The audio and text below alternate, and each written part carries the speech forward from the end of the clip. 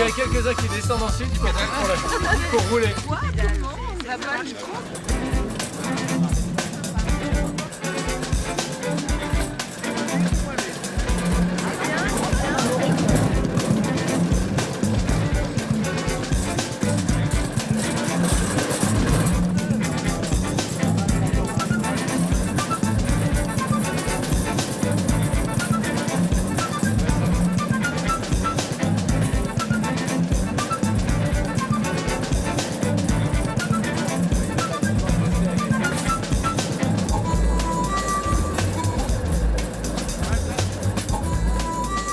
C'est la rando, ouais. Faut aussi le concevoir comme un chemin de grande randonnée. Oui, c'est vraiment dans notre... Alors pour l'instant compliqué. Oui, mais sur les GR, c'est Faut comme ça lancer aussi. une ligne de chaussures petite ceinture. Il y a des endroits où il faut vraiment laisser quand même la nature et avoir une intervention la plus légère possible pour permettre bien sûr la balade, la promenade pour les habitants. Les 9 stations sont maintenant en place dans les 9 arrondissements et du coup sont le moyen de commencer d'agir sur la petite ceinture. C'est tellement beau quand même. Le site est extraordinaire. C'est génial. Oui, puis le rendre aux Parisiens, aux promeneurs, c'est quand même très très opportun parce que en plus le site était assez mal entretenu quand même. La SNCF, ça servait un peu de poubelle générale. D'ailleurs, il n'y avait pas de... Il était fréquenté sans l'autorisation, donc du coup... Il est vrai qu'il l'est toujours sans autorisation. Oui. Là, on a défini un espace, on va dire, d'ouverture régulée. Le reste n'est pas encore ouvert. Je le disais à la mer, on est avec des câbles haute tension qui sont en bas. Les risques, il ne faut sans doute pas les exagérer, mais il ne faut pas les minimiser non plus. Et c'est vraiment dans un travail petit pas à petit pas qu'on justement on reprend possession de la petite ceinture sans la transformer, mais en la rendant accessible, en jeu non négligeable et en faisant que les risques, les principaux risques qu'on a avec l'ADEVE et qu'on partage, c'est quand on traverse des ponts. Éviter qu'on ait un sol et des garde-corps qui puissent provoquer des chutes. Après, on peut... Ça, il faut vraiment, que ces questions de sécurité soient vraiment travaillées. En même temps, elles ne doivent pas nous empêcher de trouver des solutions, y compris pas coûteuses. Oui, puis il y a une manière à travers la station, avec l'accompagnement des collectifs, d'appréhender cet espace qui est un espace différent et donc qui en termes d'usage à appréhender différemment. Puis après, quand les gens ont envie de un petit peu s'évader à l'extérieur, là c'est d'autres formes de précautions mais qui les interpellent eux directement. Donc on est en train de travailler aussi sur des formes de signalétique juste pour qu'ils prennent conscience du fait que voilà, c'est un espace qui présente peut-être un peu plus de risques.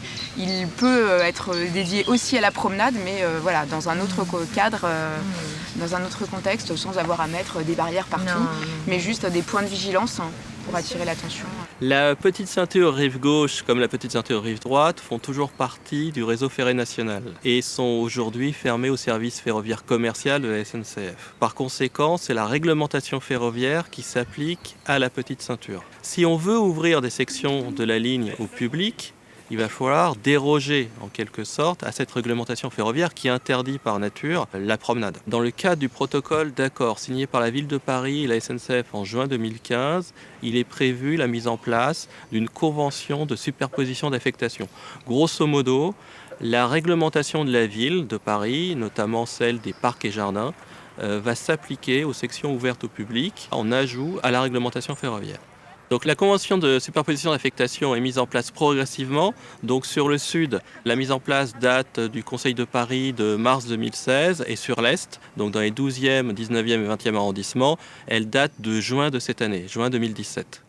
Dans le cadre de cette convention de superposition d'affectation, effectivement, c'est la ville qui prend en charge le respect des prescriptions réglementaires et légales des chemins de fer et les aspects de police et de gestion courante des emprises, qu'elles soient ouvertes au public ou pas. Donc toute l'emprise de la petite ceinture rive gauche, dans les 13e, 14e, 15e arrondissements, que ces emprises soient ouvertes au public ou non, c'est la ville aujourd'hui qui gère. Donc typiquement, la porte métallique d'un escalier d'accès à la plateforme de la petite ceinture dans le coin, si jamais elle est fracturée, eh bien, ce sont les services de la ville qui vont réparer cette porte. La gestion, l'entretien des grillages le long de la plateforme de la ligne, c'est également la ville qui gère cet entretien. C'est un peu comme un bail, cette convention de superposition, comme un bail entre le propriétaire qui reste SNCF, qui représente l'État, et le locataire ou le gérant qui est la ville de Paris. Donc la ville de Paris gère l'entretien courant, les petites réparations et les grosses réparations, à savoir les réparations de l'infrastructure, les murs de soutènement des tranchées, les tunnels et les ponts. Ces travaux reviennent au propriétaire, à savoir la SNCF. C'est la ville qui va gérer l'ouverture au public, donc les accès, la mise en place d'un escalier par exemple, l'entretien, donc le nettoyage, donc les services de la direction des espaces verts et de l'environnement de la ville de Paris, donc les parcs et jardins de la ville, en partenariat avec les associations d'insertion qui entretiennent la petite ceinture depuis 2006. D'abord pour le compte de la SNCF et aujourd'hui avec la superposition d'affectation pour le compte de la ville de Paris. Tout ça, ça a un coût. Alors il y a un budget d'investissement sur la mandature prévu par la ville d'un total d'environ 17 millions d'euros. Il y a une dizaine de millions d'euros comme budget d'investissement, plus 7,5 millions d'euros qui vient du budget participatif 2015. L'investissement, c'est toutes les dépenses nécessaires pour permettre d'ouvrir au public des sections de la petite ceinture. S'il faut réaliser des accès, comme des rampes, des escaliers, des ascenseurs, ça entre dans le budget d'investissement. S'il faut mettre des barrières, s'il faut mettre des poubelles, s'il faut faire une partie du grillage, etc., ça entre dans le budget d'investissement. Après, le budget de fonctionnement, c'est l'exploitation, c'est une fois que c'est ouvert, il faut payer le personnel de surveillance, il faut payer l'entretien, etc. C'est une grosse somme, mais en même temps, si on compare cette somme, c'est-à-dire 20 millions d'euros sur la mandature, avec le coût d'investissement de la promenade réversible du 15e arrondissement, qui est en moyenne de 4,5 millions d'euros par kilomètre. Donc un coût total sur 1,3 km d'environ 6 millions. C'est relativement peu. C'est-à-dire que les aménagements qui vont être faits vont probablement être beaucoup plus légers que ceux réalisés dans la promenade du 15e arrondissement. L'aménagement de la petite ceinture en promenade, l'ouverture au public de la petite ceinture de manière générale pose un problème d'accessibilité. Parce que la petite ceinture, les derniers passages à niveau ont été supprimés en 1889 pour l'exposition universelle. Donc la petite ceinture, sauf à de rares endroits, c'est-à-dire 3-4 endroits dans Paris, n'est pas au niveau de la voirie, n'est pas au niveau des rues. Donc ça pose des problèmes d'accessibilité. Donc soit on utilise les escaliers restants des anciennes stations, soit on installe de nouveaux escaliers. L'envie, c'est de mettre une échelle pour pouvoir aller sur la petite ceinture, ou une échelle pour en descendre, et travailler sur un module qui soit toujours le même, qu'on puisse faire totem dans la ville, et qu'on retrouve, que ce soit un escalier, mais qui puisse affubler d'autres fonctions qui peuvent être beaucoup plus prégnantes. Ça peut être un haut d'une jardinière, ça peut être un balcon. Voilà, c'est vraiment l'idée qu'on commence à développer, une signalétique qui permet d'expliquer qu'il se passe quelque chose ici, mais aussi de la rue, qu'on est toujours ce lien. Donc on a vraiment bossé là-dessus, avec, je sais pas si tu vois grand chose là. Si, on voit là. Ouais. Voilà. Ça peut être aussi un petit belvédère, tu vois, à un moment donné. Oui. Et tu peux avoir des teintes qui sont signifiantes pour chaque quartier, pour chaque rapport à la ville, et que ça devienne totem. Et sur l'accessibilité PMR. Alors là, on utilise le même système par des rampes. On essaie d'éviter les ascenseurs au maximum. Vous êtes d'accord, non? Les ascenseurs, ça ne marche pas. Ils sont tout le temps en panne. C'est dégradé. Tout le temps en panne. Il faut des rampes. Donc voilà, c'est vraiment le jeu de trouver le même système. C'est un peu la fièvre du Rubicon, c'est un cube qui vient se multiplier et qui vient donner accès à la ville avec les fonctions. On est bien dans l'esprit de la réversibilité. Donc c'est des pièces, j'ai dessiné des pièces qui sont évidemment boulonnées, donc on peut démonter, remonter en fonction de ce qu'on pourra même imaginer si des fois les accès doivent être déplacés. Oui. Il faut multiplier ces possibilités d'accès. Ça correspond, et puis ça dénature pas non plus, y compris ce qu'on a déjà commencé à installer dans le premier tronçon. Si ça vous va, on continue dans cette voie-là et on affine. Économiquement, on est dans les clous. C'est important. Je n'en doute pas, sinon ça ne marcherait pas. Voilà. Pour la partie accessibilité, il y a aussi le travail justement avec les collectifs sur les usages pour trouver les pôles où effectivement on va rendre accessible à tous. Et puis après, il y a la promenade plus aventureuse où là, c'est un peu d'autres conditions d'accès, mais il y aura bien cet équilibre. Parce que c'est vraiment dans l'identité de la petite ceinture, l'aventure. Le fait d'aller un peu à la limite de ses capacités physiques. Donc c'est pas vraiment... C'est ça aussi, mais c'est la puissance poétique qui fonctionne. Il y a une puissance poétique incroyable et c'est vraiment ce qu'il faut qu'on garde. Et la narration, elle doit être là. C'est pour ça que tes objets, ils doivent aussi signifier cette puissance poétique-là.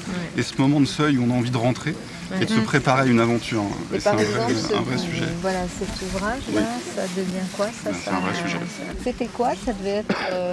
C'était les accès, le cas de déchargement. Parce que là, les bestiaux arrivaient ici. Mais au-dessus, mais oui, mais c'est pas... Pas seulement, c'est qu'il y avait des des réserves à grains qui descendent le grain directement pour nos navettes. Voilà. Appel à projet, hein. Oui. Je pense que Moi je pense que c'est ça va. mieux. Parce qu'on aura des idées que nous on n'aura pas. Ouais, ça, c'est sûr. Il faut le préserver le plus possible. On entend les petits oiseaux. Sommes-nous à Paris? Oui, je le confirme.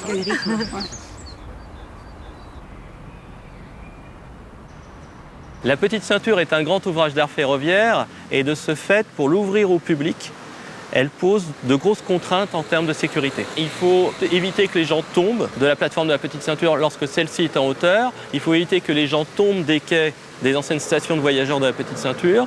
Il faut éviter, lorsque la Petite Ceinture est en hauteur, que les gens puissent, par malveillance, jeter du ballast, donc des cailloux, la couche de cailloux qui est posée entre les rails et sous les rails, qui jette certains de ces cailloux vers les vitres des riverains. D'ailleurs, on voit sur les chantiers réalisés actuellement par la ville de Paris la pose de barrières hautes de 4-5 mètres de hauteur afin de protéger certains immeubles, certaines résidences de riverains longeant la Petite Ceinture à des endroits où la Petite Ceinture est en talus, comme près de la coulée verte du 12e arrondissement vers la rue du Sahel et le quartier de Bel Air. Dans le cadre du protocole d'accord SNCF Ville de Paris, il faut que tous les aménagements soient réversibles et qu'en plus, sur cette section sud, dans le 14e et dans le 15e, la circulation d'un train puisse avoir lieu à tout moment pour accéder à la sous-station électrique de la Porte de Vanves qui dessert en alimentation électrique l'ensemble de la gare Montparnasse. Donc là, le long de la voie, il y a un câble à haute tension de 63 000 volts qui vient d'ici les Moulineaux et qui alimente la sous-station électrique qui elle-même alimente la gare Montparnasse. Donc c'est une contrainte de sécurité. Il y a également de la fibre optique le long de la voie qui est exploitée pour les télécoms, donc accès Internet, communication d'entreprise et téléphonie mobile. Et il faut que ce réseau soit en sécurité.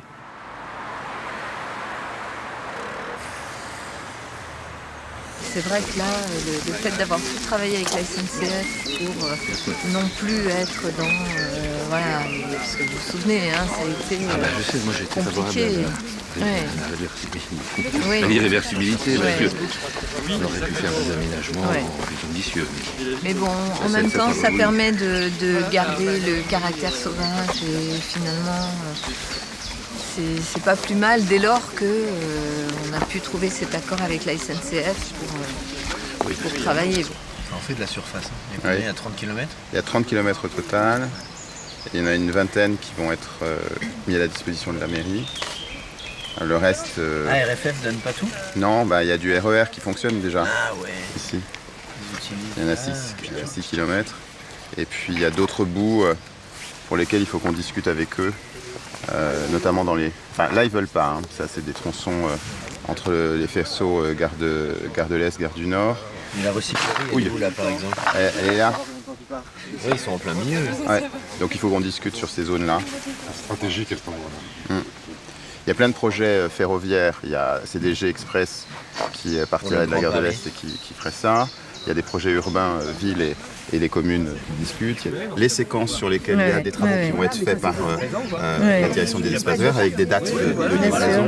Et puis, comme on a une volonté de projet global, on y insère également tous les projets privés ou associatifs qui complètent l'offre. Donc c'est aussi bien des gares, c'est la recyclerie, le hasard ludique qui est en train d'ouvrir, que de nouveaux projets, gare du Pont de Flandre, la ferme du Rail, dont les travaux vont démarrer en septembre, et ainsi de suite, développer à travers cette diversité d'approches la manière de reconquérir la Petite Ceinture. Super. Voilà. Et on est super contents. Voilà, moi je suis très heureuse. Ça fait du bien. C'est tellement longtemps qu'on en rêvait. 20 km à la disposition de la ville, 32 au total avec ce qui reste sous gestion ferroviaire. Et une diversité, tunnels, tranchées, viaducs, ponts. Il faudra réfléchir, imaginer aussi quand on sera vraiment plus près, plutôt 2018, de la grande randonnée ou de la... quelque chose. Un cross, on imaginait un cross. On imaginait un cross, mais comme point de départ petite ceinture, mais en n'étant pas forcément capable d'être sur la petite ceinture. Mais on a vu aussi la fédération départementale de randonnée avec un événement. Pour démarrer quelque chose autour de la rando qui est plus, voilà, où tout le monde peut y aller. Sous le mode un peu de l'événement et pas forcément de la répétition tous les jours, parce qu'il faut quand même assurer la logistique et la sécurité de tous les participants. Mais ça peut... On peut aussi imaginer des concours d'objets roulants sur les rails que les gens imaginent et qu'après on construit. Parce que ça, on avait imaginé ça avec du carbone sur le bassin de la Villette. Ça a très bien fonctionné.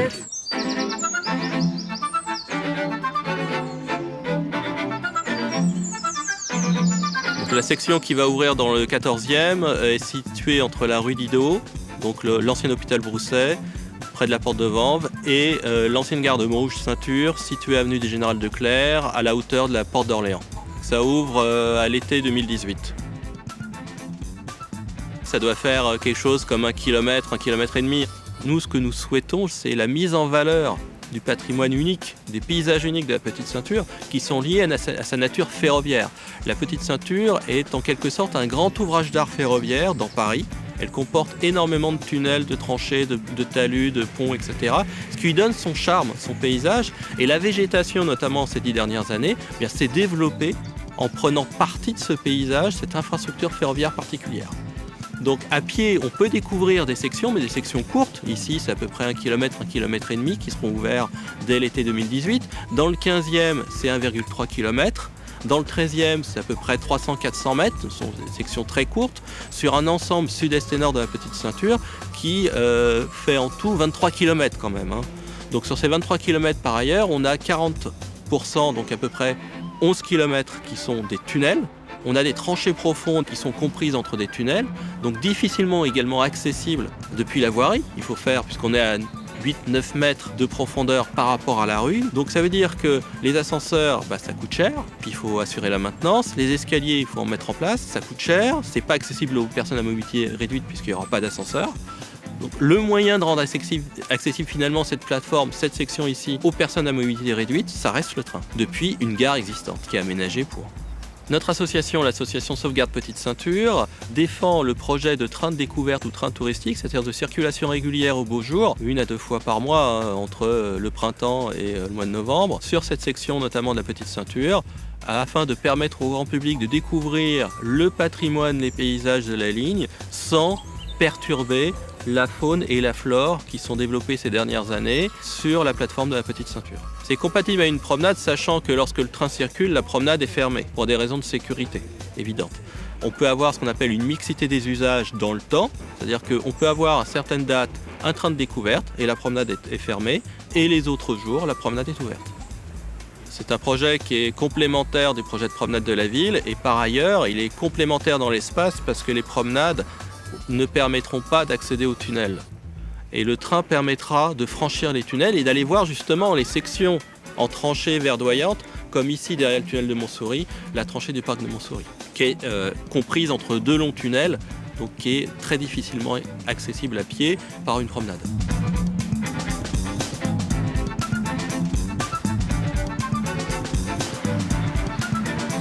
Si on transforme trop la chose en parc aseptisé, je suis d'accord, les plans ne seront pas respectés. Mais si on est dans quelque chose qui permet quand même à ce milieu sauvage de se développer, ce sera différent. Ouais. On va essayer de travailler sur ça, effectivement, garder ce caractère sauvage. Et ici, c'est la cathédrale. Dans le milieu ferroviaire, on l'appelle comme ça, justement. C'est beau, hein. C'est magnifique. Hein. C'est tellement beau. C'est vrai. Hein, Et puis on est à l'abri du bruit. Ouais. À la tombée du jour, vous avez une fraîcheur qui se dégage ici, donc les gens descendent et il y a une espèce d'apaisement qui se fait. Je veux vraiment que ces projets-là, on les inscrive aussi comme des projets d'adaptation de Paris à l'évolution des températures, parce que les voies sur berge, c'est ça aussi. Bien sûr, c'est directement de la lutte contre la pollution, mais c'est aussi un espace qui est un espace, le jour où il y a des pics de pollution ou des fortes chaleurs, quand vous êtes dans ces endroits-là, ça respire mieux et il y a de la fraîcheur. Et c'est d'ailleurs dans l'accord de Paris, l'adaptation des villes aux évolutions de température. Et ça en fait partie. C'est pour ça qu'il faut préserver aussi le caractère sauvage, il faut le rendre accessible, parce que voilà, on ne peut pas ne pas pouvoir profiter d'un lieu comme celui-là, mais il sert à ça. Si on ne préserve pas ces endroits de fraîcheur, ça sera irrespirable. Et puis pour les gens, on le sent, imagine les jours de canicule. Voilà, les jours de canicule, parce qu'on en aura de plus en plus. Si tu n'as pas des endroits comme ça où tu peux venir juste t'asseoir, respirer, la ville sera invivable. Il y a un problème, monsieur le maire, qui n'est pas évoqué, c'est le problème de sécurité sur la petite ceinture. Il y a des sujets centraux comme celui que vous évoquez, et le fait de justement réutiliser la petite ceinture, c'est une façon de la rendre à une occupation utile et normale aussi. Donc c'est une partie. Ce qu'on fait ici, c'est une partie justement de la solution. Voilà. Quand on a réaménagé les quais de Seine, on avait beaucoup de personnes, c'était des SDF qui vivaient sous les ponts à l'année. Il y a eu un travail, des maraudes. On a travaillé avec les grandes associations humanitaires voilà, pour apporter des solutions et permettre quand même la reconquête de ces lieux pour le plus grand nombre. Donc bien sûr, on fait des choses avec beaucoup de délicatesse et de sensibilité. Mais le fait de rendre cet endroit ouvert, c'est une façon de régler les problèmes aussi. Ouais. D'avoir un endroit qui est circulé, sur lequel le public peut aller, c'est une bonne façon justement de redonner des espaces, redonner des lieux et éviter les problèmes d'insécurité qu'il peut y avoir. Là, les Roms, ils avaient été expulsés de la porte des Poissonniers, ils sont revenus. Ça m'a pas échappé. Et je me suis beaucoup fâché auprès de la SNCF à cause de ça. Ah ouais. Mais bah oui, parce qu'on leur avait demandé justement, c'est parce que c'est dangereux cet endroit. Donc on leur avait demandé de l'éviter, ils n'y sont pas arrivés et voilà. Donc on est reparti comme on peut.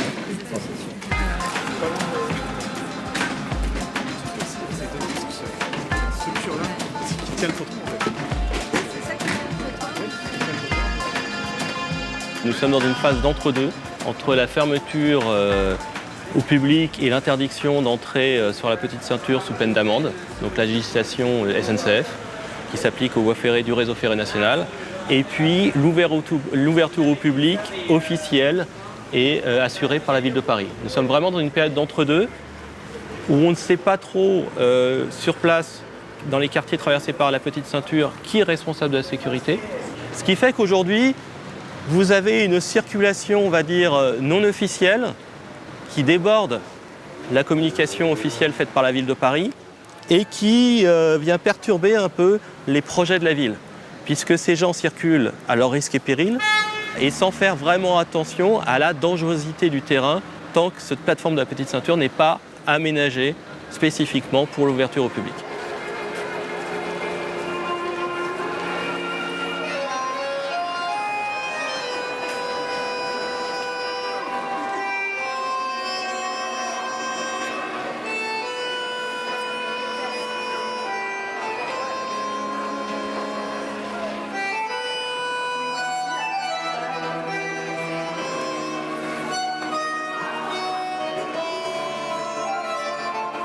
Vous faites quoi sur la petite ceinture? On fait un pique-nique. Un pique-nique? Voilà. Ouvert? Oui, frit. D'accord. Pour profiter des beaux jours. Merci beaucoup. La serrure a été forcée. Suite à cet incident, donc sans doute les gens de la ville de Paris ont installé un cadenas avec une chaîne en acier et la chaîne a été coupée il y a quelques semaines. Donc depuis quelques semaines, bien, la porte est grande ouverte et laissée libre. Alors là, c'est ouvert alors que ça ne devrait pas l'être, puisque vous voyez ici cette pancarte signée de la mairie de Paris et de la SNCF indiquant qu'il est interdit de s'engager au-delà des limites signalées sur la plateforme et que dans un premier temps, donc durant la période actuelle, seules les stations sont autorisées à un accès encadré par un collectif de professionnels. Autrement dit, le public est amené à pénétrer sur la plateforme de la petite ceinture par cet escalier uniquement aux heures d'ouverture de la station gérée par un collectif ici. Les gens rentrent tranquillement sur la petite ceinture. Voilà, tout à fait. C'est une ouverture libre, un peu anard, où les gens entrent sans que la ville de Paris gère.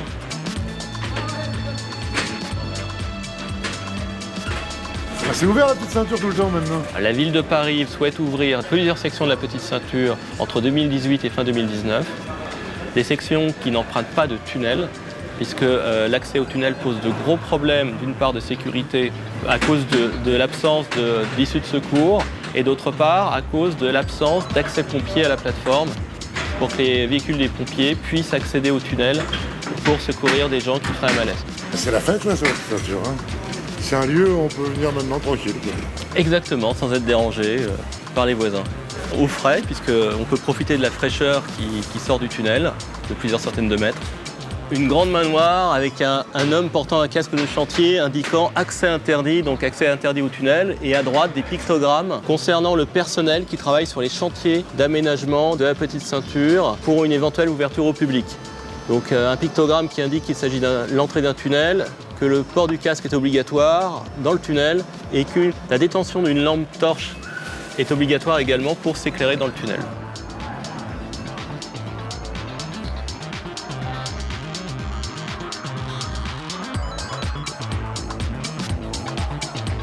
Un dernier panneau qui indique la présence de forts dénivelés sur la petite ceinture, parce que n'oublions pas que la petite ceinture est l'une des lignes de chemin de fer en France qui possède le plus grand nombre d'ouvrages d'art en moyenne au kilomètre, du fait qu'elle est construite en zone urbaine dense dans Paris, et comme elle fait le tour de Paris, elle intercepte tout le relief parisien. Donc elle traverse successivement des secteurs de collines, Montsouris, Montmartre, des secteurs de vallée, la vallée de la Seine, et puis également dans le 13e, la vallée de la Bièvre.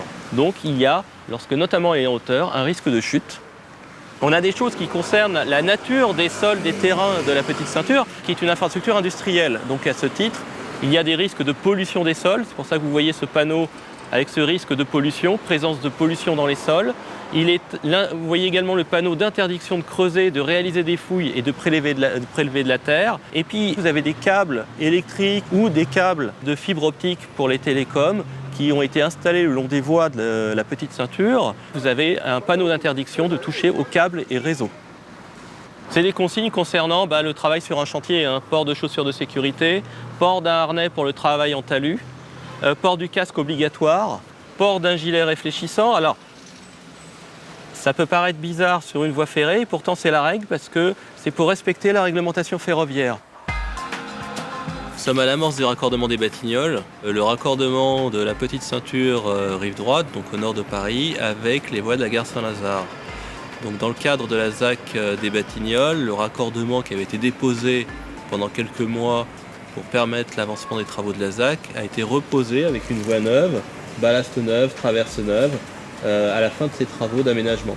Donc vous voyez un heurtoir après la grille, c'est tout simplement parce que vous avez des trains de travaux, des trains de service qui peuvent circuler jusqu'au heurtoir. Donc c'est une zone en activité, une activité commerciale SNCF, notamment des trains de ciment qui peuvent desservir la station de cimenterie qui se trouve au Batignolles. On voit sur ce panneau la mention accès interdit et au-dessus un pictogramme qui indique la présence de trains derrière le grillage et le heurtoir. Donc la présence d'une activité ferroviaire. Là, la grille a été forcée, donc on peut passer en étant un peu acrobate à ces risques et périls. Mais derrière, il y a certainement des vigiles qui surveillent la zone ferroviaire. Parce qu'il y a quand même les garages de la gare Saint-Lazare, garage des locomotives électriques et garage des rames automotrices. Sur la petite ceinture nord, donc dans les 17e et 18e arrondissements, c'est la SNCF aujourd'hui encore qui gère les emprises de la petite ceinture, puisqu'il n'y a pas de convention de superposition d'affectation appliquée dans ces deux arrondissements. Tant qu'il n'y a pas de l'application de la convention de superposition d'affectation dans le 17e et le 18e, a priori il n'y a pas de projet d'ouverture au public réalisable par la ville. La SNCF a précisé qu'elle souhaite maintenir la section nord dans les 17e et 18e arrondissements, donc entre les voies de la gare de Saint-Lazare, donc les Batignolles, et les voies de la gare du Nord, pour un trafic de fret, donc un train de marchandises par jour en semaine. Donc aujourd'hui, il n'y a pas de projet précis présenté par la SNCF, mais il se peut que dans les années à venir, la SNCF mette en place un tel projet. Pour faire rouler des trains de marchandises, même un train par jour, cela nécessitera de remettre en état à minima la voie, donc le ballast et traverse les rails, et également de remettre une signalisation ferroviaire en marche.